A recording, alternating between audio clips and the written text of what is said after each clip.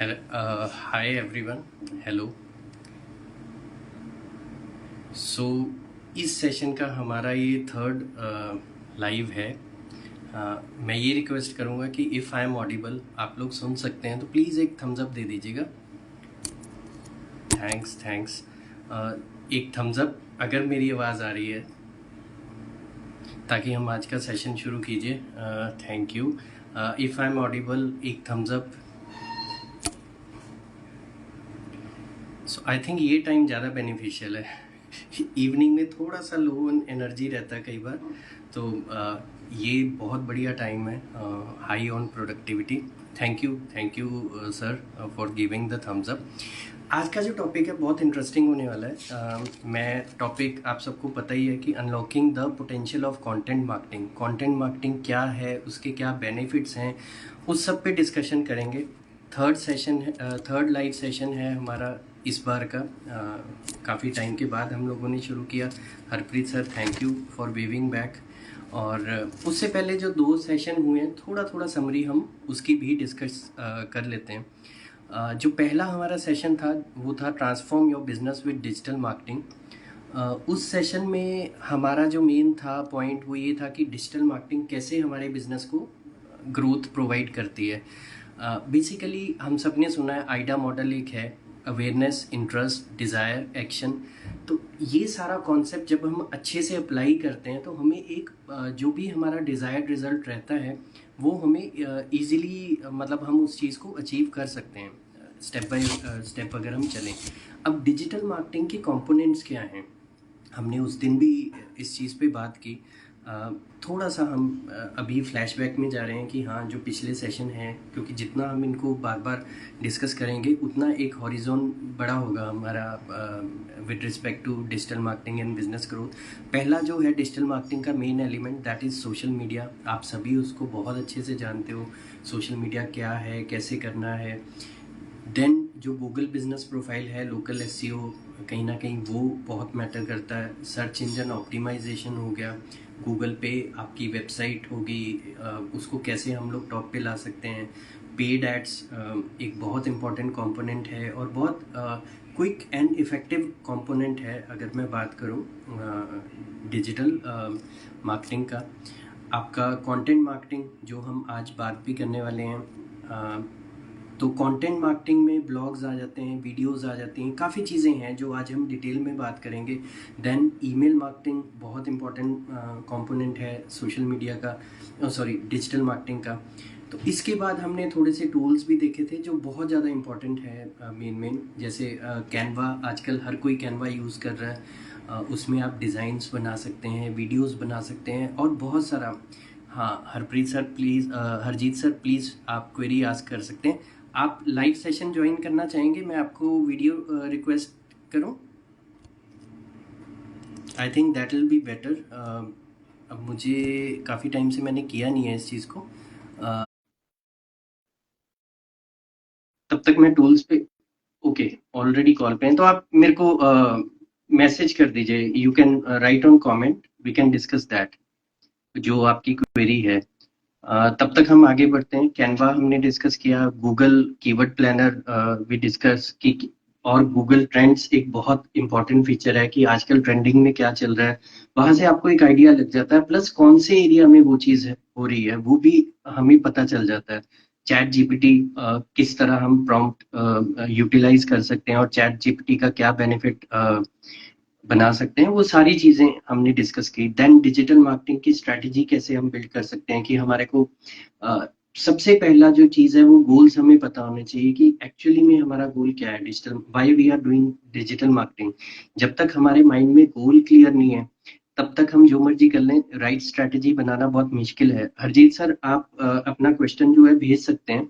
I think यहाँ पे question की ऑप्शन आती है, तो आप उसको जैसे ही भेजेंगे, जो भी आंसर मेरी समझ में होगा मैं डेफिनेटली शेयर करूंगा। उसके बाद हमने देखा कि ऑडियंस को जानना बहुत जरूरी है कि जो हमारा टारगेट ऑडियंस है वो क्या है, बेसिकली क्या एज ग्रुप है, क्या इंटरेस्ट है, क्या प्रेफरेंसेस हैं। देन वेबसाइट एक बहुत इंपॉर्टेंट फीचर है आपका कंटेंट मार्केटिंग स्ट्रेटेजी की अगर मैं बात करूं। ताकि आप वहां पे रेगुलर अपने ब्लॉग्स को अपडेट कर सकते हो और काफी कंटेंट को शेयर कर सकते हो। उस वेबसाइट को ऑप्टिमाइज करना बहुत जरूरी है, क्योंकि अगर आपकी वेबसाइट ऑप्टिमाइज नहीं है, स्पीड उसकी स्लो है, रिस्पॉन्सिव नहीं है, तो आपको वो बेनिफिट नहीं मिलेगा। एनालिटिक्स बहुत जरूरी है कि आप उनको रेगुलरली मॉनिटर कर रहे हैं, चेक कर रहे हैं, ए बी टेस्टिंग कर रहे हैं। देन ये जो भी हम चीजें चेक करते हैं, बहुत जरूरी है कि इसको इम्प्लीमेंट भी करें। जो भी डेविएशन है उसको इमीडिएटली एड्रेस करके और साथ ही इम्प्लीमेंट करें। तो हमें कहीं ना कहीं प्रिपेयर रहना पड़ता है कि हाँ, जो भी दिक्कतें आ रही हैं उसको रेगुलरली टेस्ट करके हम कहीं ना कहीं जो भी गैप है उसको फुलफिल कीजिए। और जो फर्स्ट सेशन के हमारे क्विक एक्शनेबल टिप्स थे वो भी मैं रिपीट कर देता हूँ। सबसे पहले आपको एक प्रोफेशनल डिजिटल प्रेफरेंस बनाना बहुत जरूरी है, रिलेटेड टू योर ब्रांड, कि आपका ब्रांड क्या है, कैसा है, उसका एलिमेंट्स क्या है। उसके अकॉर्डिंग आपका एक प्रोफेशनल सा एक सोशल मीडिया सेटअप बनता है अक्रॉस द प्लेटफॉर्म्स, चाहे फेसबुक है, चाहे इंस्टा है, चाहे लिंक्डइन है। एक आप थीम बेस्ड चलते हैं, वही थीम आपकी वेबसाइट पे भी रिफ्लेक्ट होती है। आपके क्रिएटिव्स, आपकी वीडियोस, हर जगह वो चीज दिखती है। सोशल मीडिया एंगेजमेंट बहुत इंपॉर्टेंट पार्ट है। अगर आप अपने बिजनेस को डिजिटल मार्केटिंग की पावर देना चाहते हैं तो be regular on social media. यहाँ पे आपका क्लाइंटेज है, इसको कैसे आपने यूटिलाइज करना है आप उसको देख सकते हैं। देन क्वालिटी कंटेंट, क्योंकि क्वालिटी कंटेंट एक ऐसी चीज है जिसके बिना इंगेजमेंट नहीं आता। तो you have to be very specific कि आप क्या बात करना चाह रहे हैं, कैसे है। और रिस्पॉन्सिव वेबसाइट, डेफिनेटली मैंने पहले भी कहा कि अगर आपकी वेबसाइट रिस्पॉन्सिव है तो उस चीज का बहुत फायदा रहता है। उसके बाद हमने जो सेकंड सेशन किया, तो आई थिंक क्वेश्चन हमारे पास आ गया है। तो सबसे पहले हम क्वेश्चन ही देखते हैं सर का। Just a second. We are doing digital marketing and posting content on regular basis, but didn't get much engagement. What's the reason? और इसका design, sir for that I request कि आप एक बार अगर अपना इंस्टाग्राम का जिसका भी आपको इशू आ रहा है उसका लिंक अगर एक बार शेयर कर सकें, क्योंकि वो एक बार देखना पड़ेगा कि एग्जैक्टली है क्या। बट नॉर्मली दो तीन चीजें रहती हैं कि वही है कि पहले आप अपने टारगेट ऑडियंस के टेस्ट को समझिए कि किस तरह का आपका टारगेट ऑडियंस है। देन जो क्रिएटिव की क्वालिटी है वो मैंने I have not seen your page कि किस तरह है और क्या है। अगर वो सही है तो कंसिस्टेंसी एक इशू हो सकता है कि मे बी रेगुलर नहीं है या जो भी है, जैसे आपने लिखा है। But we are doing on regular basis but didn't get much. इसमें ये भी रहता है कि आप किस टाइम पे पोस्टिंग कर रहे हैं, क्योंकि अगर आपका जो आप जब चेक करेंगे सेटिंग्स में जाके अपने उस पेज की कि कौन सा टाइम ऐसा है जब आपकी टारगेट ऑडियंस एक्टिव है। अगर आप उस ऑडियंस के टाइम पे एक्टिव जब होती है तब करते हैं तो उसका बेनिफिट मिलता है। प्लस आजकल कहीं ना कहीं आप कीवर्ड्स को कितना स्मार्टली यूटिलाइज करते हैं अपने कंटेंट में और हैशटैग बहुत ज्यादा नहीं यूज करते, वो सारी चीजें मैटर करती हैं। प्लस आपके कितने जेन्युइन फॉलोअर्स हैं, अ, मतलब एक डिसेंट अमाउंट है फॉलोअर्स की या कम है, वो सारी चीजें देखनी पड़ेंगी। और कंटेंट में यूनिकनेस क्या है, अगर वही कंटेंट है जो सारे पोस्ट कर रहे हैं तो वो कहीं ना कहीं उसका एक ड्रॉबैक रहता है। तो एक बार आप लिंक मेरे को डीएम कर सकते हैं, हम उसको शेयर करके फिर नेक्स्ट स्लाइड सेशन में जरूर इसको डिस्कस करेंगे। तो यहाँ पे मेरे को आइडिया नहीं है कि आप लिंक शेयर कर सकते हैं या नहीं। I think someone wants to be on the live video. Abhinandan भाई, वेलकम। मैंने आपका एक्सेप्ट कर लिया शायद, तो I am not very. Sorry sorry connect नहीं हो नहीं, गया। आप अरे करो, सॉरी नहीं, वेलकम, बढ़िया। आप और करो भैया। नहीं नहीं, कोई बात नहीं। इसी बहाने एक वो हो जाता है कि थॉट्स का आदान प्रदान हो जाता है। और कैसा चल रहा है जो मैं थोड़ा सा अभिनंदन का इंट्रोडक्शन दे दूं, आप खुद ही दे दीजिए वैसे। मैं ज्यादा दे दूंगा। नहीं, आप दे दो। एक्चुअली मैं अभिनंदन हूँ, मैं द क्रिएटिव कॉन्सेप्ट्स के नाम से फॉर्म रन कर रहा हूँ पिछले 12 साल से। जी and we are into interiors and constructions business and we have बिल्कुल। फ्रेंचाइजी नेम गेजे इंडिया प्राइवेट लिमिटेड।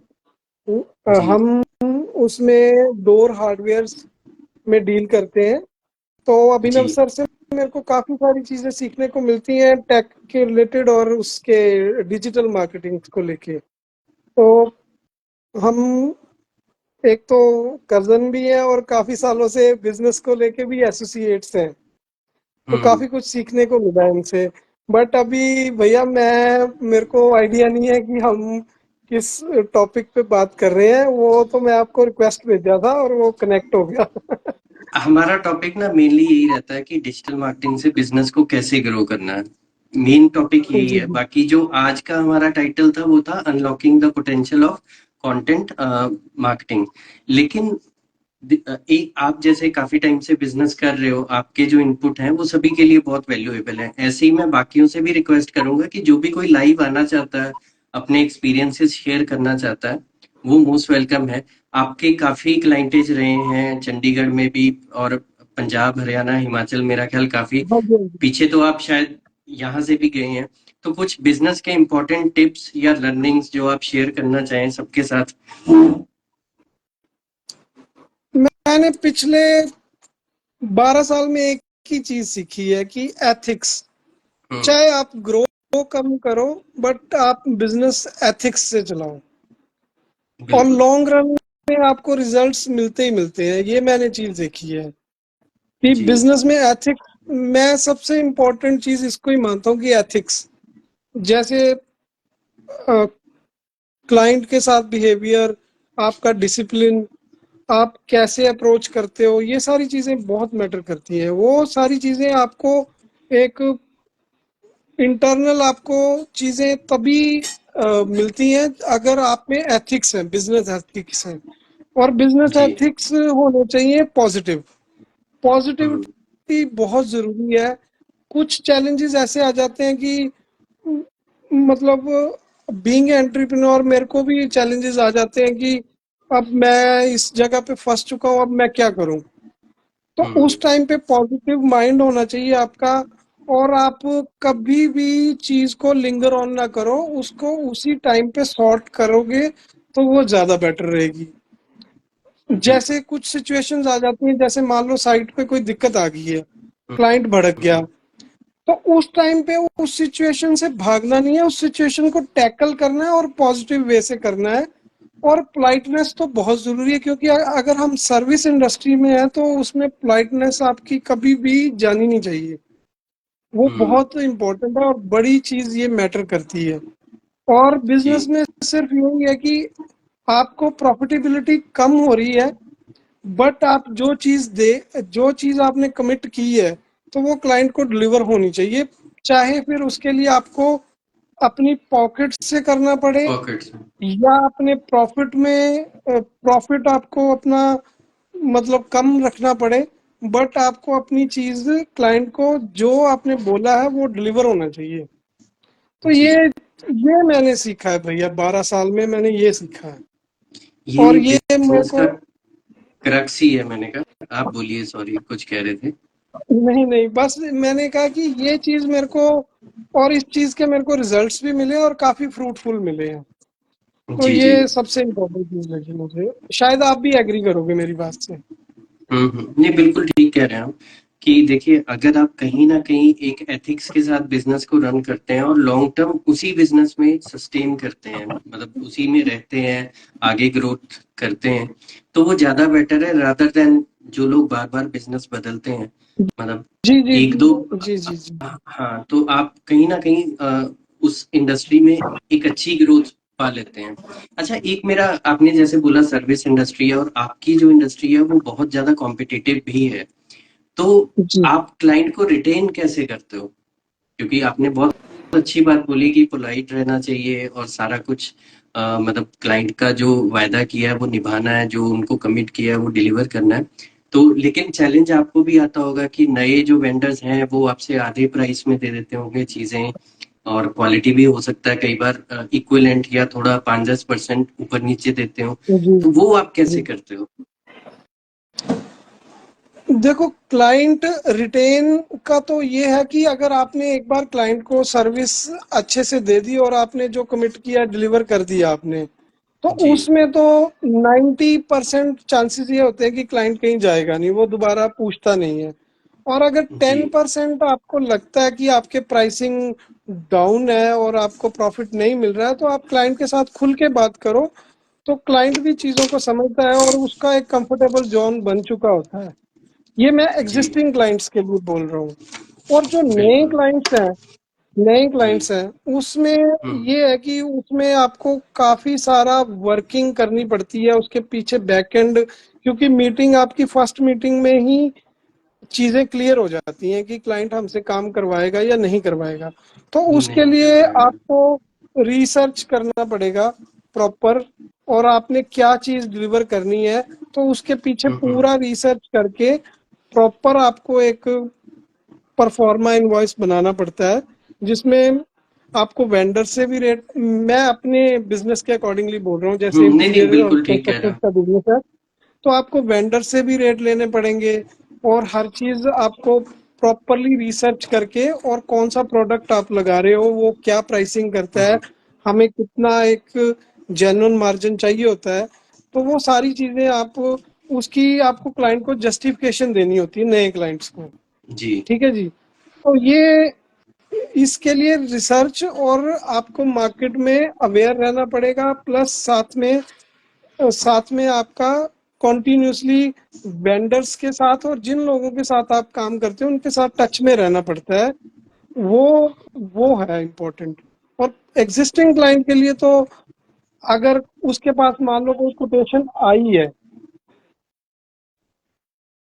वो आई थिंक। आपसे एक बार जरूर जी। डिस्कस हम्म। करेगा, तो हम्म। तब आप जस्टिफिकेशन दे सकते हो। जी। बाकी एक चीज और है, काम आना नहीं आना वो तो फिर डिपेंड करता है, बट नहीं ठीक है। हमें अपना जी। 100% देना पड़ता है उसमें, रिसर्च प्लस एक अवेलेबिलिटी मार्केट में रहनी चाहिए। मतलब ऐसे नहीं कि बिल्कुल। आप गायब हो गए, कॉन्टैक्ट्स में नहीं हम्म। है, वो सबको कॉन्टैक्ट्स में रहना पड़ेगा। बिल्कुल, ये है मेरा। नेटवर्किंग कंटिन्यूअसली रहनी चाहिए, जी क्योंकि जी अगर जी नेटवर्किंग ब्रेक होती है तो आपका वर्ड ऑफ माउथ हैम्पर होता है। जी जी जी जी जी। जी। बाकी आपने बहुत अच्छी बात बोली कि अगर ट्रस्ट है क्लाइंट को आपके साथ, तो कहीं ना कहीं अगर आपका प्राइस ऊपर नीचे भी है तो क्लाइंट आपसे डिस्कस करेगा, आपकी सुनेगा कि क्यों आपके प्राइस में वो डिफरेंस है। तो ये काफी जी अच्छी जी। बात है। मीन टाइम प्रिंस डोगरा ने 2 हार्ट्स भेजे हैं, thank you for showing love. तो और कोई चीज जो अभी आपको लगता है कि टेक्नोलॉजी सोशल मीडिया के आने के बाद कुछ बिजनेस में चेंज आया हो, क्योंकि आपकी जो लाइन है वो काफी पुरानी उसकी है, रियल एस्टेट हो गया, इंटीरियर डिजाइन हो गया, तो नई टेक्नोलॉजी के साथ क्या उसमें एडिड बेनिफिट्स हो रहे हैं या क्या चैलेंजेस आ रहे हैं? इसमें दो चीजें भैया। एक तो जैसे जो हमारा बिजनेस है वो अभी भी चलता पुराने सिस्टम से ही चल रहा है, क्योंकि ठीक है। जो घर है या कोई भी डेकोरेशंस का हमने काम करना है, तो उसमें जी। मोस्टली रेफरेंसेस बहुत मैटर करती हैं, जी। क्योंकि एक ट्रस्ट लेवल बना होता है क्लाइंट का, उसके किसी बिल्कुल। और के काम किया है तो वो डेफिनेटली फर्स्ट प्रेफरेंस तो रेफरेंस पे ही रहता है। जी। और दूसरी चीज ये है कि जो डिजिटल मार्केटिंग है और हम जो सोशल मीडिया आया है, तो उसमें हम जैसे रेफरेंस तो है ही, बट अगर हम उसमें अवेयर रहेंगे, टच में रहेंगे, अवेलेबल रहेंगे मार्केट में, तो जी। माइट भी वो रेफरेंस हमें ना मिल रहा हो जो हमें सोशल मीडिया से भी मिलता है। जैसे कई बार जो क्लाइंट है वो शायद हमें कांटेक्ट नहीं कर पा रहा है, तो वो रेफरेंस उस सोशल मीडिया से भी उसको मिल जाएगा कि हाँ ये अभिनंदन है, द क्रिएटिव कॉन्सेप्ट से अच्छा इन्होंने ये काम किया है, वो फोटो देखा होगा शायद उन्होंने वो फोटो अपने कजन के बिल्कुल। घर में या किसी के घर में, तो वो डेफिनेटली आपको अप्रोच करेगा। तो हाँ ये जी। है बेनिफिट। आप जैसे बीच बीच में काफी अच्छी रील्स डालते हैं और काफी व्यूज भी उस पे आते हैं, तो जैसे जी बिहाइंड द सीन्स डाल रहे हैं या बिफोर आफ्टर का कॉन्सेप्ट डाल रहे हैं, तो वो जी एक अच्छी चीज है। मीन टाइम कार्तिक सर भी आ गए। ये भी डिजिटल मार्केटिंग एसईओ के बहुत धुरंधर हैं। तो सर अगर आप लाइव आना चाहते हो तो एक बार मुझे बता देना, मैं आपको रिक्वेस्ट भेज दूंगा। तो और कोई चीज जो भी अभिनंदन जी आप शेयर करना चाहते हैं, क्योंकि आपकी जर्नी भी बहुत इंस्पिरेशनल और मोटिवेशनल सी है। क्योंकि बहुत ज्यादा आपने ये ट्राई सिटी की मार्केट में एक नाम बनाया है, और रियल स्पेशली इंटीरियर में अगर मैं बात करूं, बहुत अच्छे प्रोजेक्ट्स किए हैं आपने। थैंक यू जी। थैंक यू, आपका बहुत धन्यवाद। आपने मेरे को थोड़ा ज्यादा ही अप्रिशिएट कर दिया। बट ये कि नहीं, मतलब काफी हमने काफी प्रोजेक्ट्स किए, और टच वुड है, अभी तक जितने भी प्रोजेक्ट किए हैं तो कभी कहीं से नेगेटिविटी नहीं आई। वो जी सिर्फ वही चीज है भैया कि जो मैंने पहले बात की कि एथिक्स, वो हमने जी। अपने एथिक्स नहीं छोड़े। क्योंकि अगर आप जैसे मान लो टाइम पे कॉल नहीं पिक कर रहे हैं, या टाइम पे आप चीजें डिलीवर नहीं कर रहे हैं, आप जो कमिट किया है वो नहीं लगा के दे रहे हैं, तो हम्म। आपको कहीं ना कहीं आपका बिजनेस आपको मूव करना पड़ेगा या शिफ्ट करना पड़ेगा। आप कॉन्टिन्यूसली एक बिजनेस में 12 साल नहीं सरवाइव कर सकते। तो वो बिल्कुल सारी चीजें आई पॉजिटिविटी से, और एक सेल्फ बिलीफ होता है जो उससे आई। वो अपने ऊपर एक बिलीफ है कि हाँ मैं कर सकता हूँ, कर सकता हूँ, कर सकता हूँ, तो उससे ये चीजें आई हैं। और एथिक्स नहीं कभी भी छोड़ा, चाहे उसके लिए एक्स्ट्रा काम करना पड़ा, कई बार पॉकेट से भी पैसे लगे, कई बार अपना प्रॉफिट भी कॉम्प्रोमाइज करना पड़ा, लेकिन चीजें छोड़ी नहीं। मतलब जो बोला है वो किया है, मतलब पत्थर पे लकीर है, जब बोल दिया क्लाइंट को तो किया है। और जब बिल्कुल वो कभी कोई कंप्लेंट, जैसे कोई कंप्लेंट की है क्लाइंट ने कि ये मुझे अच्छा नहीं लग रहा है, आपने ये गलत कर दिया, या बंदों से गलत हो गया, गलती से काम, कई बार काम कर रहे हैं, ऑन ग्राउंड काम है, मैनुअल काम है, तो गलती हो जाती है। तो हो उस जाती गलती है को बिल्कुल। एक्सेप्ट करके उसको रेक्टिफाई करो, इमीडिएट इमीडिएट उसका रिस्पॉन्स दो, तो क्लाइंट आपके साथ कभी भी आपका साथ नहीं छोड़ेगा। क्योंकि बिल्कुल एक एक फेथ जब आपका क्लाइंट के ऊपर बन जाता है, तो वो हमेशा के लिए आपके ऊपर आपका फ्रूटफुल बिजनेस रहेगा हमेशा, वो लाइफ टाइम बिल्कुल। रहता है। तो वो चीजें भैया छोड़ी नहीं। और टच वुड है कि आज बहुत अच्छे क्लाइंट्स जुड़े हैं, जिससे ये है कि जो हमारे मंथली टारगेट्स होते हैं वो हमने हमेशा अचीव किए हैं। कभी ऐसे नहीं हुआ कि मंदा है या काम स्लो है। तो वो एक एवरेज हमने जो मेंटेन की हुई है वो मेंटेन्ड है। वो सिर्फ हम्म। चीजें आई सेल्फ बिलीव से, पॉजिटिविटी से, अवेलेबिलिटी से। क्लाइंट ने फोन किया है तो अवेलेबल है। सर्विस इंडस्ट्री में है तो ये नहीं सोचा कभी सैटरडे है या संडे है। या कई बार हम्म। ऐसे होता है कि 2-2 महीने हो जाते हैं, 3-3 महीने हो जाते हैं, एक छुट्टी नहीं की होती है, एक छुट्टी नहीं की होती है। बिल्कुल तो वो सारा हार्ड वर्क और सारी चीजें मतलब कॉन्टिन्यूसली रखनी पड़ेंगी साथ के साथ। रखनी उसमें पड़ेंगी ये, इन्हीं बातों से। हाँ जी, सॉरी आप कह रहे थे। सॉरी, तो वो सेक्रीफाइंग है जॉब।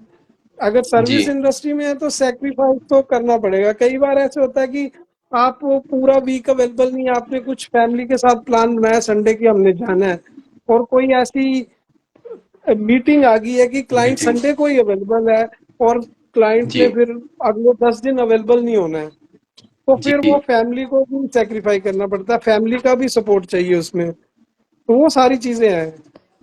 बिल्कुल। यहाँ ना मैं आपने एक बहुत अच्छा एंगल टच किया फैमिली का, क्योंकि अगर आप शांति से बिजनेस कर पा रहे हो तो उसका मेजर जो योगदान है वो आपकी फैमिली, आपकी टीम, आपके फ्रेंड्स का है। वो लोग अगर आपको बिल्कुल। सपोर्ट करते हैं तभी आप आगे अपने जी बिजनेस जी। पे कंसंट्रेट कर सकते हो, अदरवाइज मुश्किल है।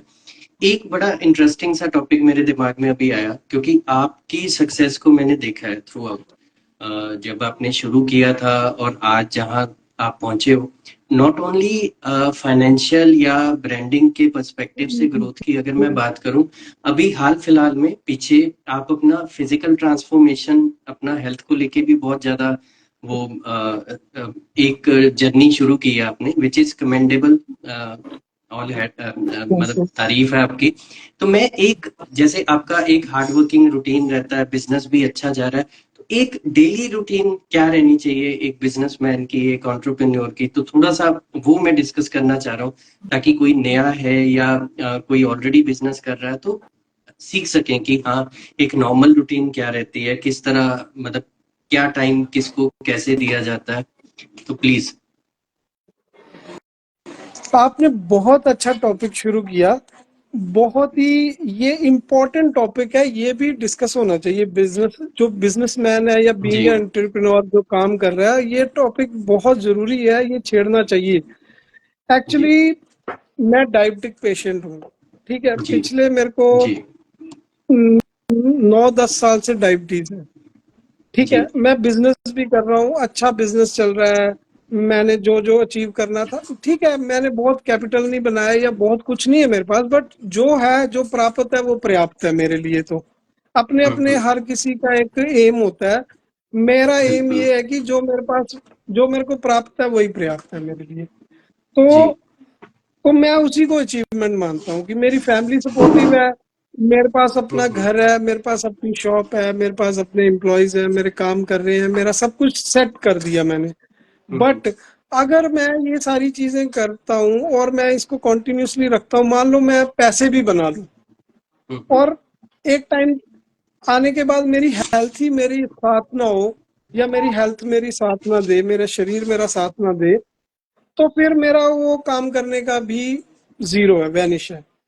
तो मैंने बिल्कुल। उसी के लिए, ट्रांसफॉर्मेशन के लिए, मैंने अपना अभी एक जिम ज्वाइन किया है।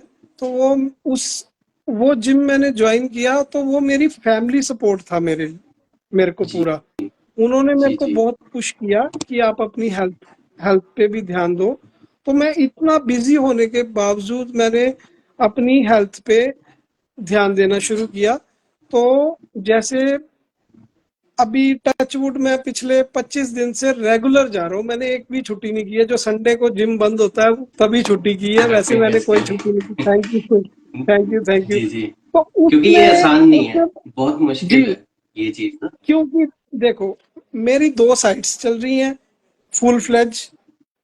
एक 1 कनाल हाउस चल रहा है, एक 4 BHK हम फ्लैट पूरा रीएनोवेट कर रहे हैं पूरा, जी जिसमें जी विंडोज से लेके टाइलिंग सारा कंप्लीट हमने करना है। वो दो साइट्स हैं, और एक साइट पे एटलीस्ट मेरे 15 से 20 बंदे लगे हैं काम करने। तो उनके साथ भी जी टच पे रहना, डेली विजिट करना है दोनों साइट्स पे। और एक साथ के साथ मेरी फ्रेंचाइजी जो रन कर रहे हैं हम, जिसपे मेरा स्टाफ बैठा हुआ है, तो उसके जी साथ भी डीलिंग करनी है, क्लाइंट्स के साथ भी डीलिंग करनी है, मटेरियल प्रिक्योरमेंट करनी है। तो मेरे को ना रात को हो जाता है लेट, क्योंकि मैंने कुछ जो काम किए होते हैं, तो बिजनेस के जो काम है जो रैप अप करने होते हैं, तो मेरे को काम करते करते टाइम लग जाता है। मैं सुबह कभी भी टाइम नहीं दे पाया अपनी हेल्थ को। तो मैंने एक शेड्यूल बनाया, तो उसमें भी भैया आपको डिसिप्लिन लेके चलना पड़ेगा, विदाउट डिसिप्लिन नहीं हो पाएंगी वो भी चीजें। तो बिल्कुल। अभी तो टचवुड में डिसिप्लिन्ड हूँ। अभी आगे देखो क्या होता है। तो मैं सुबह जैसे 7 की बजे के आसपास उठ जाता हूँ, कभी 6 बजे, कभी 7 बजे, बट मैंने 7 बजे तो उठना ही उठना है। 7 बजे उठ के मैं अपना डेली रूटीन करता हूँ, और फिर मैं अपनी फर्स्ट साइट पे चला जाता हूँ, पंचकुला। फिर उसके बाद मैं जाता हूँ, मेरी वीआईपी रोड पे साइट चल रही है, वहां विजिट करता हूँ पोस्ट लंच। फिर मैं पोस्ट लंच के बाद ऑफिस आता हूँ, ऑफिस अपना काम देखता हूँ। फिर मैं अराउंड 5-5:30 बजे छुट्टी करके घर आता हूँ, और अपना फ्रेश होके फिर मैं 6 बजे या 6:30 बजे जिम पहुंच जाता हूँ। फिर मैं 1.5 घंटा एक्सरसाइज करता हूँ, और उसके बाद मैं फिर अपना हल्का फुल्का डिनर लेता हूँ, जो मेरे को डाइट दी है उन्होंने। उस डाइट के अकॉर्डिंगली मैं वो अपनी डाइट लेता हूँ, और फिर मेरी छुट्टी हो जाती है, फिर मैं रेस्ट करता हूँ, फिर सुबह सेम रूटीन। तो उससे ये फायदा हुआ मुझे कि जो मैं मेडिसिन ले रहा था पिछले 8-9 साल से, अभी जी मेडिसिन मैं ऑल्टरनेटिव डेज में लेनी शुरू की है मैंने। वो इसलिए ले रहा जी। हूँ कि ताकि कोई कॉम्प्लिकेशन ना हो। पहले मैं रेगुलर दिन में 2 बार लेता था, अब मैं ऑल्टरनेटिव डेज पे ले रहा हूँ, वो भी 1 टाइम। हम्म। और मेरी जी शुगर कंट्रोल हो गई है, क्योंकि जी एक्सरसाइज। तो हेल्थ भी बहुत जरूरी है। अगर आपने बिजनेस में सब कुछ अचीव कर लिया और हेल्थ नहीं है तो फिर वो भी, वो एक, कोई फायदा नहीं है। वो कहते हैं ना बैलेंस लाइफ बनाने के लिए दोनों चीजें बहुत जरूरी हैं। तो हम्म, साथ के साथ हमें फैमिली को भी देखना है, उसमें भी बहुत सारे चैलेंजेस हैं क्योंकि फैमिली को टाइम भी देना है, प्लस हमें अपनी हेल्थ के लिए भी टाइम देना है, और बिजनेस में भी आपको जैसे मैंने बोला रिसर्च करना है, अवेलेबिलिटी रखनी है, और विजिट्स भी आपके प्रॉपर होने चाहिए। तो वो सारी चीजें, हेक्टिक शेड्यूल तो होता है बट एक बार आपका डिसिप्लिन बन जाता है तो आपको फिर वो चीजें आसान लगनी शुरू हो जाती हैं। तो बिल्कुल एक सक्सेस ट्रायंगल रहता है, वो आपके वाली बात है कि हेल्थ, वेल्थ और रिलेशनशिप, ये तीनों का जी एक ट्रायंगल बन जाता है, और ये आपका सक्सेस ट्रायंगल है। अगर आप हेल्थ भी मेंटेन कर रहे हैं, वेल्थ भी और रिलेशनशिप भी, तो एक सक्सेसफुल आप मतलब लाइफ जी रहे हैं कहीं ना कहीं। आपका काफी इंस्पायरिंग डेली रूटीन है, काफी चीजें हैं।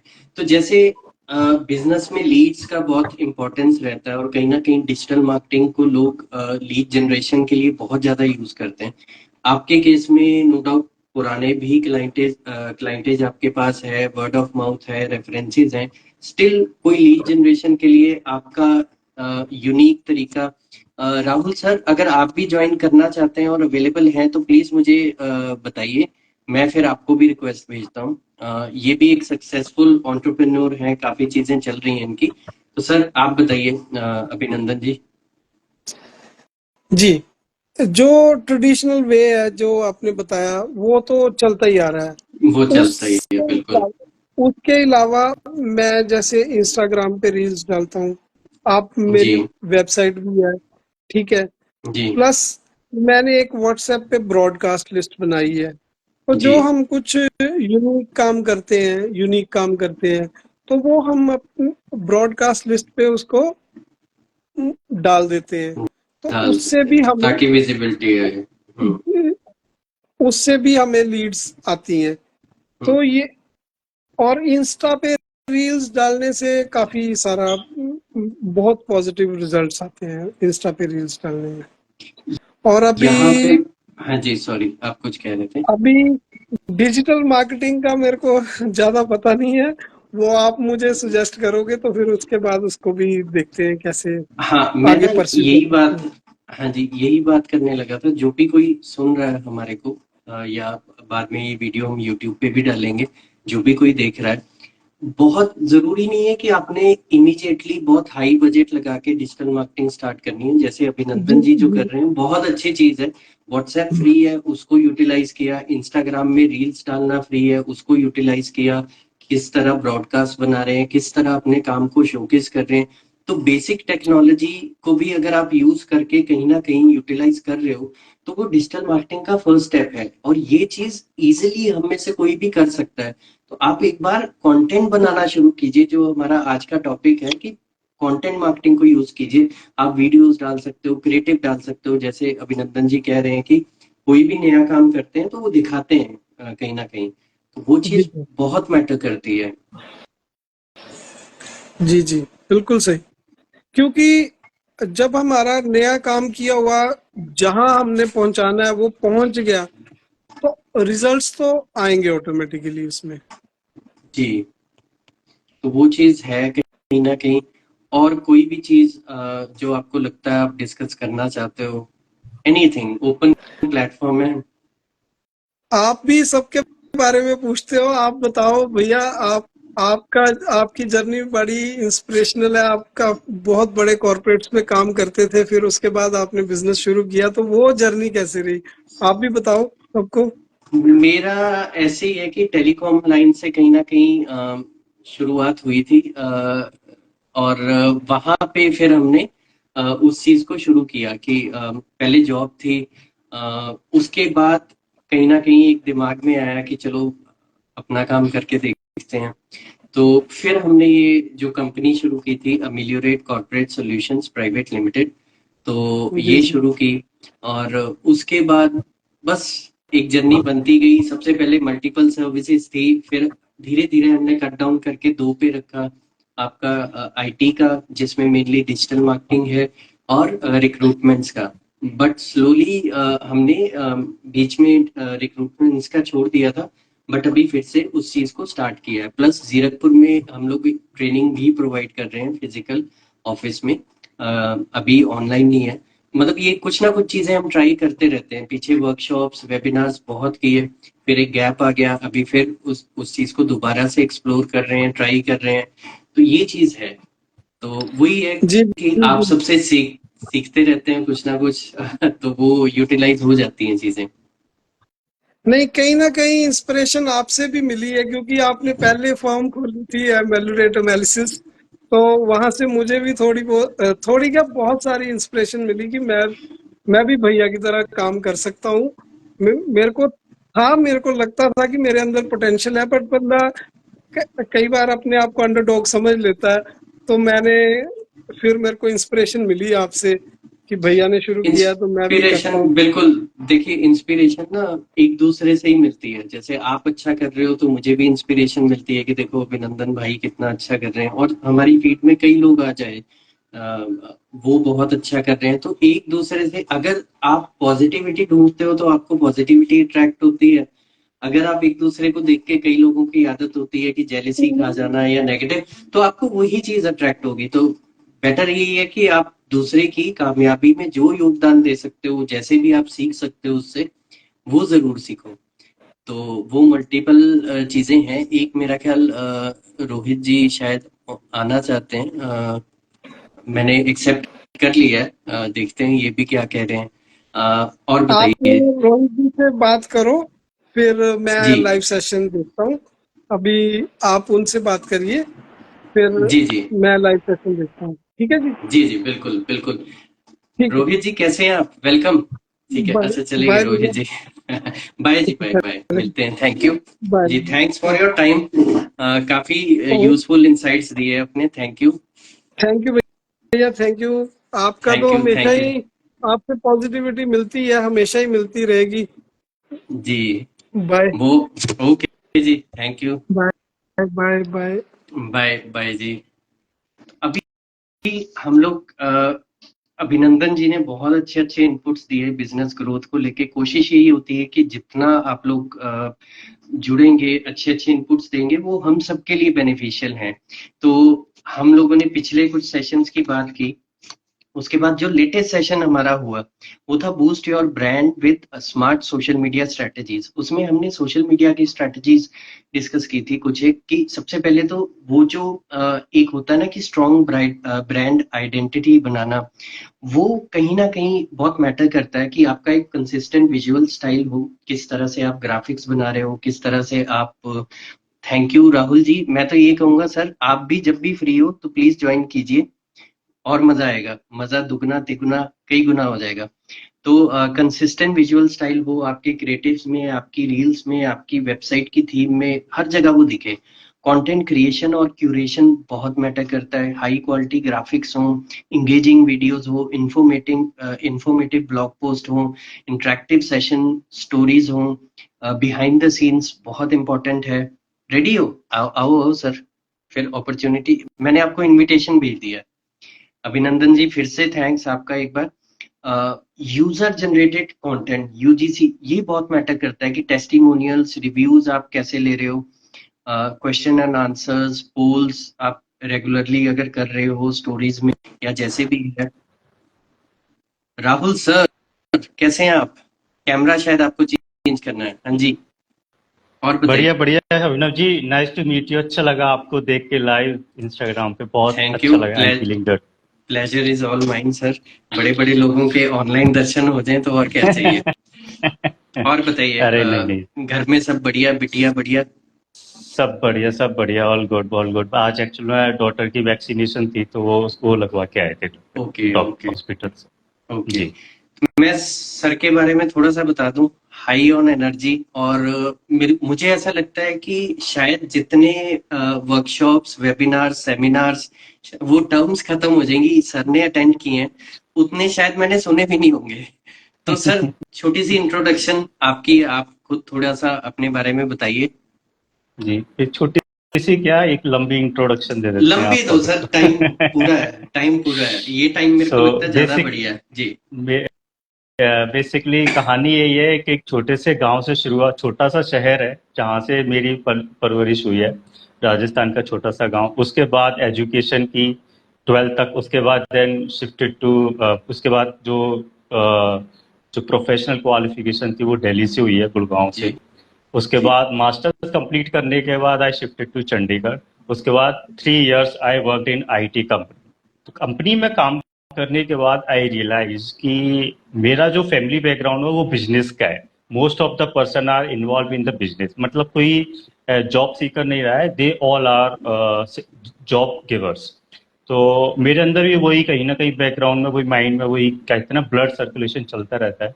तो अब आईटी से हैं, अब आईटी का, लेकिन जॉब तो आता वही है आईटी का। आप फैमिली बिजनेस में जो फैमिली का वो नहीं आता। तो आई डिसाइड कि I work for the people who are running their own business. तो फिर हमने अपना खुद का आईटी फर्म रजिस्टर करी, उस पर काम करना स्टार्ट किया। लेकिन प्रॉब्लम आती है कि लोगों से मिले कहाँ पे जाएं, कैसे उनको ढूंढें। तो आई स्टिल रिमेम्बर 2014 में जब मैंने एक ऑनलाइन एक वेबिनार, एक वर्कशॉप अटेंड किया। वहां से समझ में आया कि हम ऑफलाइन इवेंट अटेंड कर सकते हैं और वहां से जाके लोगों से रीच आउट कर सकते हैं, उनको मिल सकते हैं, वहां से अपने लिए लीड क्लाइंट जनरेट कर सकते हैं। तो वहां से एक जर्नी शुरू हुई 2014 से। जॉब तो 2014 टू 17 तक चली। देन उसके बाद I resign to the company and 17 से फुल टाइम हमने अपना काम शुरू किया। फिर उसके बाद बैक टू बैक हम इवेंट, वर्कशॉप, सेमिनार अटेंड करते गए, लोगों से मिले। बड़े बड़े एक लो लेवल से लेके हाई लेवल तक के जो लीडर्स हैं, जो मार्केट को रन करते हैं, जो अब डोमिनेट करते हैं, उनके साथ मिलना, उनसे सीखना, उनके साथ उनकी बातों को एडमायर करना और उनकी बातों को अपनी लाइफ में इम्प्लीमेंट करना। काफी सारे बिजनेसेस, मतलब एक तो स्टार्टअप भी रन किए, unfortunately they are not running right now, but काफी कुछ सीखने को मिला है। तो वही है, जैसे अभिनव जी ने बताया कि जहां पे भी आप एक अपॉर्चुनिटी दिखती है लोगों से मिलने की, कि नहीं हम इस इवेंट में जाके इस स्पीकर से कम्युनिकेट कर सकते हैं, मिल सकते हैं, किसी से क्वेश्चन पूछ सकते हैं, तो आई डेफिनेटली कि मैं वहां पे जाऊंगा। चाहे वो मेरे होम टाउन, मेरे घर से 100 किलोमीटर दूर है, 1000 किलोमीटर जी दूर है, 2000 किलोमीटर दूर है, चाहे वो एक छोर से दूसरे छोर पे है, अकेला जाना है या 10 लोगों को साथ लेके जाना है, आई विल डू। तो वो एक एनर्जी रहती है। तो अब वो एनर्जी आती कहाँ से? वो लोगों से मिलके ही आती है, कि हम 10 लोगों से मिलते हैं, वही 10 लोग हमें और 20 लोगों से मिलाते हैं, वहीं से काम बढ़ता है, वहीं से वो एनर्जी। तो वो स्टिल लुक की नहीं, आज और जा सकते हैं, कल और जा सकते हैं। सो यही जर्नी है और यही आगे चलती रहेगी, कंटिन्यू चलती रहेगी। सर, आपका ये एटीट्यूड ना मुझे बहुत अच्छा लगता है, इंस्पायरिंग लगता है कि जो चीज आपने बोली कि अगर कहीं इवेंट है, मतलब आप नॉलेज को कॉस्टिंग और उस पॉइंट ऑफ व्यू से नहीं देखते, इन्वेस्टमेंट के पॉइंट ऑफ व्यू से आप जाते हो, इतना टाइम, एनर्जी, मनी इन्वेस्ट करके और फिर नॉलेज गेन करते हो, जो कि हर एक के बस की बात नहीं है। और ऐसा नहीं है कि सिर्फ आप लोकल एरिया के ही इवेंट्स अटेंड करते हो। मैंने देखा है आप स्पेशली फ्लाइट लेके और बहुत दूर दूर जाके इवेंट अटेंड करके आए हो, मतलब रहना, खाना, पीना, नॉट एन इजी टास्क। और उसके बाद भी आप हमेशा एक्टिव, ये नहीं कि थके हुए आ रहे हो, मतलब फुल ऑन एनर्जी कि हाँ मैं कुछ सीख के आया हूँ, मैं कुछ करके आया हूँ। तो कुछ 5 7 8 टिप्स जो आपको लगता हो, आपने मेरा ख्याल 100+ वर्कशॉप्स या सेमिनार्स या अटेंड किए होंगे, मोर है देन ना? More than 100। तो जो आपको 8 10 अच्छी अच्छी बातें लगी, थोड़ा सा हम वो रिवाइज कर लेते हैं, हमारे भी श्योर, कुछ लाइफ में आगे श्योर। ग्रोथ आ जाएगी। जी जी जी जी, बिल्कुल। फर्स्ट ऑफ ऑल देखिए, जैसे अभी जो भी लोग अगर हमें लाइव देख रहे हैं, तो जब मैंने शुरुआत करी थी एक गोल के साथ कि हम क्यों जा रहे हैं, जी सबसे पहली बात कि हमें, मेरा मकसद क्या है कि मुझे वहां पे जाके लोगों से मिलना है, लेकिन किस टाइप के, किस इंडस्ट्री के लोग आएंगे, ये मुझे डिसाइड करना बहुत जरूरी है। लेट सपोज मैं एक ऐसे इवेंट में जा रहा हूँ जहां पर इन्फ्लुएंसर आएंगे फाइनेंस से रिलेटेड, और मुझे जी फाइनेंस सीखना है, तो मैं जरूर जाऊंगा। या फिर मैं ऐसे एक इवेंट में जा रहा हूँ जहां पर जो एस्ट्रोलॉजी वाले, न्यूमरोलॉजी वाले जो इन्फ्लुएंसर है वो आएंगे, मुझे उनसे मिलना है ताकि मैं उनको अपनी सर्विस दे सकूं। क्योंकि मैंने पास्ट काफी सालों से मैंने ऐसे क्लाइंट के साथ काम किया हुआ है, तो मैं जाऊंगा। अब यहाँ पर पॉइंट आता है, ये मैंने डिसाइड कर लिया कि मेरा गोल क्या है। अब मुझे देखना है कि वो मेरे शहर से कितना दूर है। लोकल है तो बेल एंड गुड है, फिर तो जाना जी ही है। और अगर मेरे शहर से 200 किलोमीटर या 100 किलोमीटर दूर है, फ्लाइट की टिकट कितने की पड़ रही है, हमें अपना, कहते हैं ना, घर से निकलते के साथ ही खर्चे चालू हो जाते हैं। तो हमें बिल्कुल। बजट भी देखना है कि हमारे पॉकेट में जो पैसा है, अगर हम अपनी आने जाने पे, ट्रैवल पे, अनाउंस पे खर्च कर देंगे, तो मेरे पास मेरे घर में राशन, दाल चावल की ना कमी नहीं होनी चाहिए। जी। सबसे पहला पॉइंट मेरा ये होता है हम्म। कि अगर मैंने, मेरे पॉकेट में 5,000 रुपए मैंने वो खर्च कर दिए ट्रेवल पे, आने जाने पे, तो घर को कल को ऐसा ना हो कि मेरे घर पे रोटी डाल के लाले पड़ जाए। तो सबसे पहला पॉइंट ये है, किसी को नुकसान नहीं होना चाहिए। तो मैं यही सजेस्ट करता हूँ, अगर जाने से मुझे प्रॉफिट हो रहा है, मतलब मुझे लोग मिल रहे हैं, बात मिल रहा है, तो फिर आई विल गो देयर। पहला पॉइंट तो मेरा ये हो गया कि बजट है, और बजट को मैं खर्च कर सकता हूँ जो उसके लिए मुझे अलाउ करता है। सिंपल सी बात। यहाँ यहाँ पे मैं थोड़ा सा इसी पे एक क्वेश्चन और पूछ रहा हूँ। तो क्या आप एक बजट एलोकेट करते हैं मंथली, जैसे मे बी थोड़ा थोड़ा कंट्रीब्यूट करके एक बजट बनाते हैं, या किस तरह बजट यस, कैसे डिसाइड यस, करते यस, हैं? यस, वही चीज है। जैसे पहले तो क्या होता था, बिफोर मैरिज, जब मेरी I was not married, get married, तो मेरा हम्म। हर महीने का एक टारगेट होता था कि मुझे 5 to 10 के एक इवेंट में जाना है। हम्म। 5,000 रुपये मैं एक बजट एलोकेट करके चलता था। अब ऐसा नहीं है कि सीक्वेंस वाइज वो हर महीने कोई ना कोई इवेंट आ जाए, क्योंकि वो तो 2-3 महीने में आते थे। जी। जैसे दिल्ली आ गया, गुड़गांव, राइट। अगर ज्यादा ट्रेवल डिस्टेंस है तो वो मेरा बजट सारा ट्रेवल में ही चला जाएगा, फ्लाइट में। तो फिर मैं 2 से 3 महीने का बजट इकट्ठा करके, या फिर 3 महीने मैंने 5-5 हजार रुपये जोड़े, 15,000 रुपये हो गई। अब मैं अगर यहाँ से मुंबई जा रहा हूँ, तो कोशिश करता हूँ 15,000 रुपये का मेरा बजट हो गया, 3 महीने मैंने इकट्ठा किया। तो एक जी। साइड में फ्लाइट से चला गया, एक साइड में ट्रेन से आ गया। अब मुझे जी। वहां पे जो इवेंट की टिकट है मैंने वो भी ऐड कर ली। होटल जाऊंगा जी। तो होटल का स्टे भी है। अब मैं, चलो लंच तो वहीं इवेंट में हो जाता है, करा देते हैं वो लोग, पर डिनर तो मुझे खुद करना पड़ेगा, तो वो भी है। प्लस सरकम एक्स्ट्रा भी है, जैसे कि हम अपने ड्रेसिंग सेंस पे भी करते हैं। अकॉर्डिंग टू इवेंट हम अपने आप को ग्रूम करके जाते हैं। हमें किस टाइप के लोगों से मिलना है, अपने पंपलेट्स, विजिटिंग कार्ड। तो ऑफ कोर्स वहां पे मेरा बजट एलोकेट करना बहुत इंपॉर्टेंट है। जैसे ये एक पैशन भी है, कि जैसे किसी जी। को कपड़े खरीदने का शौक है, किसी को घड़ी खरीदने का शौक है, किसी को घूमने का शौक है। तो अब मुझे ऐसी जगह पे घूमने का शौक है, तो मैं हर महीने बजट लेके चलता हूँ कि मुझे लोगों से मिलना है, तो मुझे इतना बजट लेके चलना पड़ेगा। तो पहले तो मैं हर हर महीने प्लान करता था before marriage, but after marriage time थोड़ा फैमिली में भी चला जाता है, तो 3 महीने में एक बार रहता है, तो उस हिसाब से मैं अपना बजट लेके चलता तो बजटिंग एक बहुत इंपॉर्टेंट पॉइंट है कि अगर आपने इवेंट्स में जाना है तो बजटिंग को आपको प्रॉपर प्लानिंग एंड एलोकेशन रखनी पड़ेगी। और सर, और क्या हूँ। दूसरा लर्निंग्स क्या रही पॉइंट इवेंट्स की? दूसरा दूसरा पॉइंट ये भी है कि आप जिस इवेंट में जा रहे हो, उस इवेंट की फीस कितनी है। हम्म। सबसे पहली बात, अगर इवेंट की फीस, लेट सपोज आज के टाइम पे एक नॉर्मल स्टैंडर्ड देखूं 1,000 या 2,000 है, दैट्स इनफ। दिल्ली का एक इवेंट है, मुझे चंडीगढ़ से दिल्ली जाना है, तो सुबह मैं बस पकड़ूंगा, और शाम को या शताब्दी ट्रेन करी, मैं आया गया, मेरा 2-2,500 रुपये में, 2,500 से 3,000 रुपये में एक सक्सेसफुली मेरा इवेंट अटेंड हो जाता है, जिसमें मैं 5 से 10 लोगों से मिलता हूँ, लोगों से वीडियो बनाना, उनके साथ कंटेंट क्रिएट करना, मेरा एक अच्छा कंटेंट बन जाता है, एक अच्छा नेटवर्क बिल्ड हो जाता है, और मेरे अंदर एक ऐसी एक पॉजिटिव एनर्जी प्रोड्यूस होती है। वो ज्यादा इंपॉर्टेंट है, क्योंकि हम कई बार ऐसे लोगों के बीच में रहते हैं जो नेगेटिव एनवायरनमेंट क्रिएट करते हैं। जी। हमें नहीं पता होता, बट अनफॉर्चुनेटली वो करते हैं। तो कहते हैं ना कि वो फिल्टर जब ही होगा जब हम पॉजिटिव लोगों से मिलेंगे।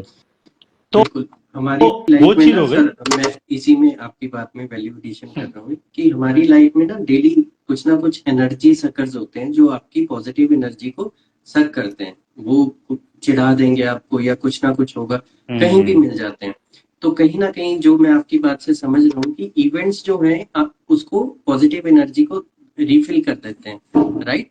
Correct, correct, correct, correct. देखो, जी जी सिंपल जी। सा है। जैसे हम मूवी देख के, 3 घंटे की मूवी देख के ना फ्रेश हो जाते हैं, एक जी।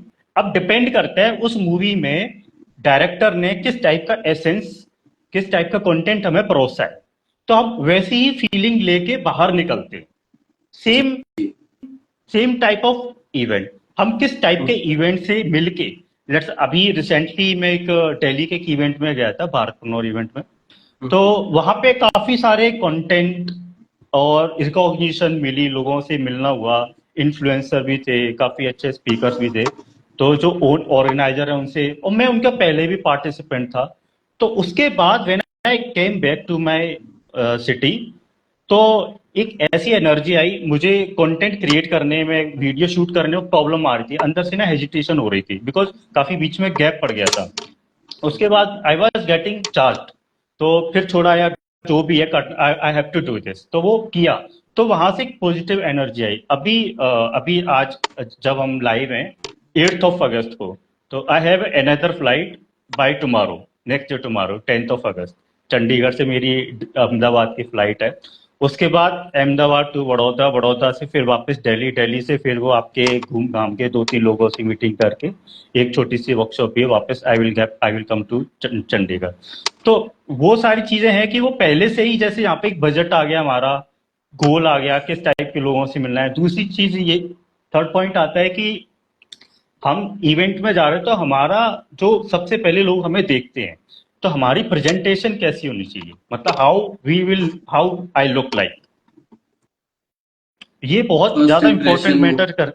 हाँ हाँ, कि कोई ये आपसे बहुत कभी ज्यादा जी बहुत जी ज्यादा जी इंपॉर्टेंट मैटर करता है कि आप जब किसी अननोन पर्सन से, वो आप तो उसको जानते हो because he is a pronounce speaker, वो बहुत अच्छे स्पीकर हैं, पर वो आपको नहीं जानते हैं, या कोई भी इवेंट ऑर्गेनाइजर है, सामने वाला पर्सन तभी आपसे इंटरेक्ट करेगा जब आप उसके लिए ओपन हो जाओगे। ओपन मीन्स दो तरीके से है, एक तो योर बॉडी लैंग्वेज, जी और ये आपका फेस एक्सप्रेशन, कि जी आप किसी को देख के अगर स्माइल पास कर रहे हो, that means you are open to talk with them. और आपका ड्रेसिंग सेंस कैसा है, आपका बॉडी गेस्चर कैसा है, तो ये सारी चीजें जब हम इवेंट में जाते हैं तो हम दिखाते हैं कि लोग हमारे पास आए या हम लोगों के पास जाएं टू टॉक ईच अदर। क्योंकि जब तक बात नहीं करेंगे, कन्वर्सेशन नहीं होगी, तब तक आइडियाज, इंफॉर्मेशन एक्सचेंज नहीं होगी, और फिर एक्सचेंज नहीं कोई होगी फायदा नहीं है उस चीज वहां पे जाने का। जी। यहाँ पे सर ने बड़ा अच्छा पॉइंट बोला कि अगर आप इवेंट्स पे जा रहे हो और इंटरेक्ट नहीं कर रहे, खुल नहीं रहे, तो कहीं ना कहीं वो कोई फायदा नहीं है। और दूसरी चीज, एक जो सबसे अच्छी फैशन एसेसरी की सर ने बात की, दैट इज स्माइल। कि आप स्माइल जब देते हो तो एक पॉजिटिव ऑरा आपको सराउंड करता है, और सामने वाला भी ओपननेस से आपके साथ कनेक्ट करता है। जी सर। हाँ, तो ये बहुत कई बार क्या होता है, when I go when to any event, मैं देखता हूँ कई बार लोगों को कि लोग ना एक कोने में जाके चाय कॉफी ली और खड़े हो गए। हम्म दे थिंक कि लोग उनके पास आएंगे और उनसे बात करेंगे, and same behaviour other people, बाकी लोग भी यही सोचते हैं कि लोग हमारे पास आए और हम इंटरेक्ट करें। But it doesn't work like this, कि आपको खुद इनिशिएटिव लेना पड़ेगा। जब आप 4 लोगों के पास जाओगे, तो बाकी 8 लोग आपके पास ऑटोमेटिकली आएंगे। ठीक जी है, तो पॉइंट उसके बाद कि भाई है, अब यहाँ पर एक पॉइंट आता है कि हम लोगों से मिल रहे हैं, लेकिन एक इवेंट में ना हर टाइप का एक हायर अथॉरिटी के लोग भी आते हैं। हायर अथॉरिटी मतलब अच्छे स्पीकर भी आएंगे, टॉप लीडर भी आएंगे, आपको उनसे सीखने को मिलेगा। तो उनके पास में टाइम कम है और भीड़ ज्यादा है, तो आप हम्म उनसे कैसे, एक तो ये है कि आप उनकी लाइव जो स्पीचेस चल रही हैं वो सुनेंगे। उसके बाद में हमेशा कभी हम बड़े इवेंट में जाते हैं, पैनल डिस्कशन जो स्पीकर्स की होती हैं, तो उनमें क्वेश्चन आंसर का टाइम मिलता है, ऑडियंस में से कुछ लोग क्वेश्चंस पूछते हैं, तो आप वो अपॉर्चुनिटी कभी ना मिस करें। जो मेरा जी हमेशा से मैंने गोल, जैसे मान के चलो 400-500 लोगों का हॉल भरा हुआ है, और एक बहुत बड़े स्पीकर हैं, उन्होंने अपनी स्पीच दी थी, अब उन्होंने ऑडियंस के लिए माइक ओपन कर दिया कि अगर आपके पास कोई भी ऑप्शन है यू कैन आस्क। अब उसमें से ऑडियंस 500 लोगों में से 5 लोग उठ के क्वेश्चंस पूछ रहे हैं। अब उन 5 लोगों पे एक तो कैमरे का फोकस होगा, नंबर 1 जो कंपनी ऑर्गेनाइज कर रही है उसका भी फोकस होगा, और स्पीकर का भी फोकस होगा, और वो चाहे उन 500 लोगों में अपनी मार्केटिंग भी कर सकता है। तो एक बहुत जी अच्छी अपॉर्चुनिटी होती है। यहाँ यहाँ पे मैं ना एक पॉइंट आपसे पूछना चाहूंगा। नॉर्मली क्या होता है कि बहुत से लोग ना जिसको कहते हैं कि शाई नेचर कह लीजिए, या वो कॉन्फिडेंस नहीं आता कि यार ये मैं क्वेश्चन पूछूंगा, मेरा मजाक तो नहीं बन जाएगा। तो आपने बिल्कुल सही कहा कि अगर 500 लोग हैं तो जस्ट वो 5 लोग ऐसे होंगे जो क्वेश्चन पूछेंगे, और बाकी काफी लोग उस चीज से डरते हैं कि मेरा मजाक ना बन जाए, मैं जो क्वेश्चन पूछ रहा हूँ कि यार इसको ये भी नहीं पता। वो फीलिंग कभी आपको भी आई क्वेश्चन पूछने से पहले, घबराहट मैनी हुई हो? टाइम्स, मैनी टाइम्स, जी। Many times, many times. तो तो देखो कैसे इसके उसको लिए मैंने ओवरकम आपको, किया? मैं वही बताता हूँ। इसके लिए ना दो बड़े अच्छे पॉइंट है। तो मेरे पापा ना हमेशा कहा करते थे, जब दूल्हा होता है ना तो वो भी नए कपड़े पहन, कोई भी आदमी नए कपड़े पहन के ना अपने आप को दूल्हा समझने लग जाता है। तो बहुत अच्छी बात है, जब आप अच्छे कपड़े पहन के वेल ड्रेसअप हो गए, ग्रूम होके जब कहीं जाते हैं ना, तो आपके अंदर कॉन्फिडेंस एक नेक्स्ट लेवल का आता है। बिल्कुल। पहली बात ये हो गई, माइंडसेट हमारा अंदर से हम कॉन्फिडेंट हो गए। अब दूसरी बात क्या है, जब भी हम कहीं इवेंट में जाते हैं तो मेरा हमेशा से मैं कोशिश ये होती है, मैं कहीं जब भी किसी ऑडियंस में बैठा हूं तो मैं पीछे बैठना प्रेफर नहीं करता, हम्म, आगे बैठना प्रेफर करता हूं। कोशिश की एक दो रो आगे से पीछे छोड़ के।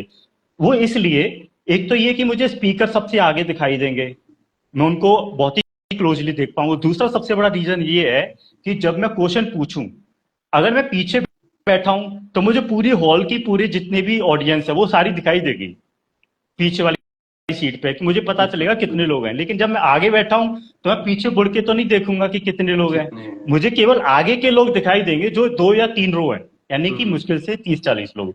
तो मेरे नजर में लोग कम हो गए आगे बैठने से। जी। मतलब मैं इस माइंडसेट से देखता हूं कि भाई मुझे देख कितने रहे हैं 40, लेकिन पीछे 500 लोग हैं, लेकिन मैं तो आगे बैठा हूं ना उनसे, तो मैं ऑलरेडी आगे बैठ के मेरे अंदर वो कॉन्फिडेंस और डेवलप हो गया 50%। यहाँ पे मैं सर की एक और खासियत बताता हूँ सबको कि मेरी इंटरेक्शन हुई थी एक बार। होता क्या है कि जब आप कोई भी इवेंट अटेंड करते हैं तो अलग अलग प्राइसेस होते हैं। तो जो स्पीकर की जितनी पास की सीट्स होती हैं वो कंपैरेटिवली महंगी होती हैं, पीछे वाली थोड़ी सस्ती होती हैं। सर का मैंने एक एटीट्यूड देखा है कि मुझे तो बेस्ट सीट चाहिए जिससे मैं स्पीकर से इंटरेक्ट कर सकूं, अदरवाइज मेरा इवेंट में जाने का कोई फायदा नहीं है। वो मेरे को बड़ी अच्छी चीज लगी कि आप पैनल डिस्कशन या अगर डिनर भी बीच में है, थोड़ा एक्स्ट्रा पैसे देके आप वो सारा लेके पैकेज पूरा, और फिर उस इवेंट को अटेंड करते हो और स्पीकर के किसी ना किसी तरह आप कनेक्ट हो जाते हो। देखो इसमें इसमें ऐसा नहीं है कि मैंने मैंने मैंने स्टार्टिंग से ही आगे बैठना सीखा था। ये चीज धीरे धीरे मैंने सीखी, खुद रियलाइज करी। एक तो जैसे कई बार ना, जब इवेंट और होस्ट होते हैं, ऑर्गेनाइज होते हैं बड़े बड़े, तो उसमें 2 टाइप की कैटेगरी डिवाइड हो जाती है। जी। एक तो नॉर्मल है, एक वीआईपी टिकट। नॉर्मल पीछे बैठ गए, वीआईपी लोग आगे बैठ गए। अब साइकोलॉजिकली जैसे हम मूवी थिएटर में जाते हैं ना, तो सबसे आगे की सीट की जो होती है वो थोड़ी सस्ती होती है, पीछे वाली महंगी होती है। तो पीछे वाली सीट पे बैठ के ना हमारा एटीट्यूड अपने आप बढ़ जाता है। कहते हैं ना, एक अंदर से कॉन्फिडेंस डेवलप होता है। साइकोलॉजिकली सेम हमारा उसमें होता है इवेंट में। जब हम महंगी सीट लेते हैं, कोई खास ज्यादा फर्क नहीं होता वैसे महंगी सीट का, मतलब 20-30% का ही फर्क होता है। अगर 2,000 की है तो वो 3,000 की टिकट हो गई, 1,000 की है तो वो 2,000 की हो गई। लेकिन वो 30-40% एक्स्ट्रा पे करने से आपका कॉन्फिडेंस लेवल हाई हो जाता है। क्यों?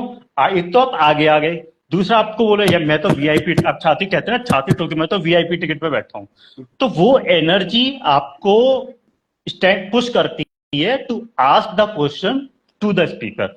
और दूसरी बात प्रॉब्लम ये भी है कि जब हमारे कार्ड पे लिखा होता है ना, I am a VIP guest, the other वो confidence. Person are also recognise कि यार ये वीआईपी पर्सन है, we should respect them, we should recognise them. और पैसे हैं, हमने थोड़े से पैसे एक्स्ट्रा खर्च किए, पैसे तो हम वैसे भी खर्च करते हैं, अपने ट्रैवल पे भी खर्च कर रहे हैं, आने जाने पे खर्च कर रहे हैं, वहां से थोड़ा सा कम खर्च कर लो। लेट सपोज आपको फ्लाइट से जाना, फ्लाइट से मत जाओ, ट्रेन से चले जाओ। बिल्कुल। 10,000 रुपए की 10 की अगर फ्लाइट की टिकट है, 2,000 रुपए ट्रेन से खर्च कर लो। आपको जरूरी है 5 स्टार होटल पे रुकना है, नॉर्मल हॉस्टल में रुक लो, वो तो आप कट डाउन कर। लेकिन कहाँ से आपको निकालना है, कहाँ पर आपको एडजस्ट करना है, वो हमारे, क्योंकि बजट हमारा उतना है, लिमिटेड है।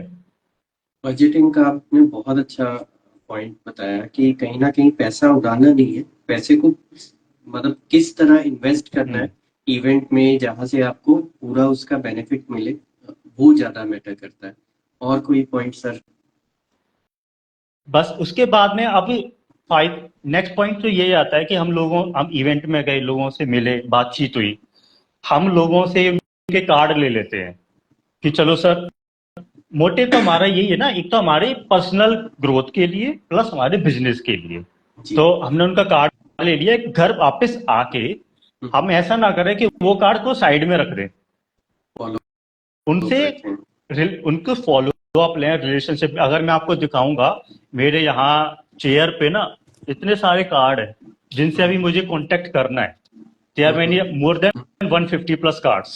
जी। तो और ये पॉइंट आपने वही है। बड़े अच्छे से सेग्रीगेट किए हुए हैं, मैंने देखा काफी ऑर्गेनाइज वे से रखे हुए हैं, इवेंट वाइज रखे हाँ, हैं। मैं ये एक्चुअल में क्या है, ये मैंने ग्रुप वाइज रखे हुए हैं कि जैसे रबड़ लगा दी, लोगों से मैं कांटेक्ट कर चुका हूँ, मीटिंग हो चुकी है, मेरी कम्युनिकेशन हो चुकी है, वो सीक्वेंस वाइज ऊपर नीचे चलते रहते हैं मेरे। ओके। तो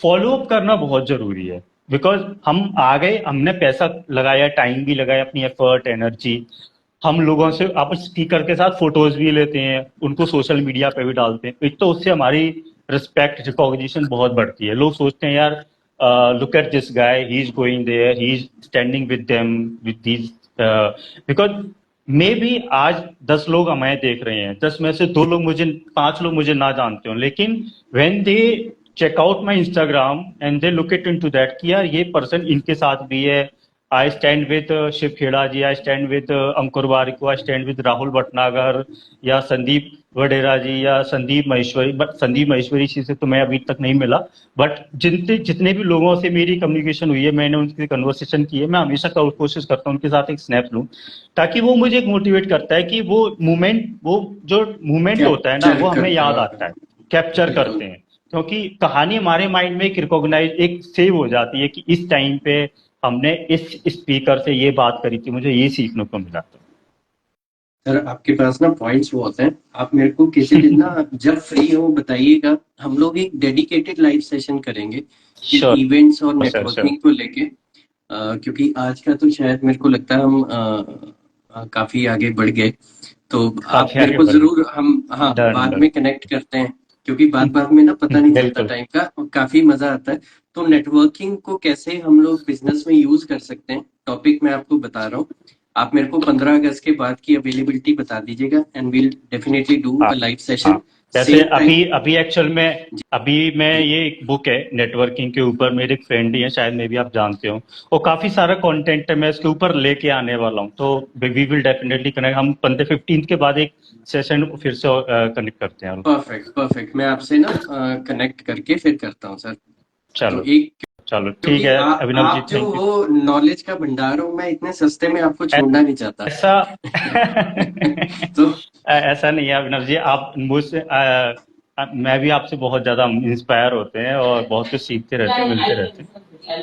हम्म, चलिए ठीक है सर, चलो थैंक ठीक यू, है। एंजॉय कीजिए। थैंक यू, ओके, मिलते हैं। थैंक यू जी। Sir, bye. जी। बाय जी, टेक केयर।